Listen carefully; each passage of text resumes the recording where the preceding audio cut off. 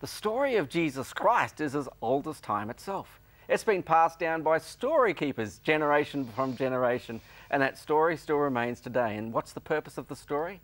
So that humans can find peace inside. How can you find peace inside? Well, we've got Katie Snyder. She's running a course soon about depression recovery. That's true, yes.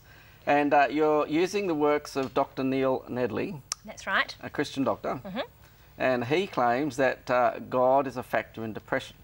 Well, yes, very definitely. He makes that claim in his book and in his program. So does God create depression or help us with depression? Well, of course he helps us with depression. Okay. He says in the Bible that he came to give us life and life more abundantly, so he doesn't want us to be depressed. Oh, okay, so how does this fit with lifestyle? How does it work? Well, when a person believes in God, it gives them a sense of purpose and direction. Okay. And that's very important to our well-being. It also helps with our support network. You know, having people around us that create a community of support is very important to people's social needs as well. And so if they're part of a church or a Christian fellowship, it's much better for their sense of equilibrium. Or any religious faith community, I guess. That's right. Yeah. Definitely. Okay. So it's the sense of community? Yes. The belief in purpose? Okay. But there's something else too, James, and that is that when we learn to trust in God, it really gives us an anchor in our life for life's difficulties. And there's a verse in the Bible that says, don't be anxious, but in all things with prayer, you know, present your request to God and he will give you what you were talking about before, that peace that passes understanding.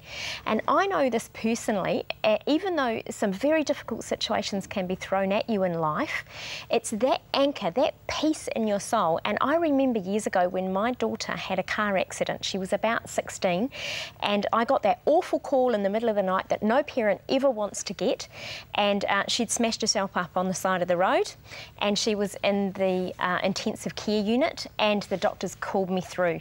And all the way to the hospital, I was living 55 kilometres west of Christchurch at the time, and as I actually travelled through in the car, everything went through my head. Is she dead? Is she smacked up? Is she you know, lost her, won't she ever walk again? Is she a vegetable?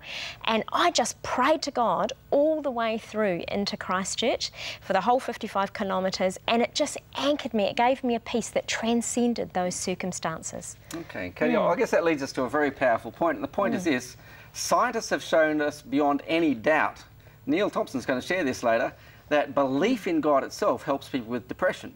But supposing God himself truly existed, well, that's even more powerful than just a belief, isn't it? And I believe God, of course, exists and he's real.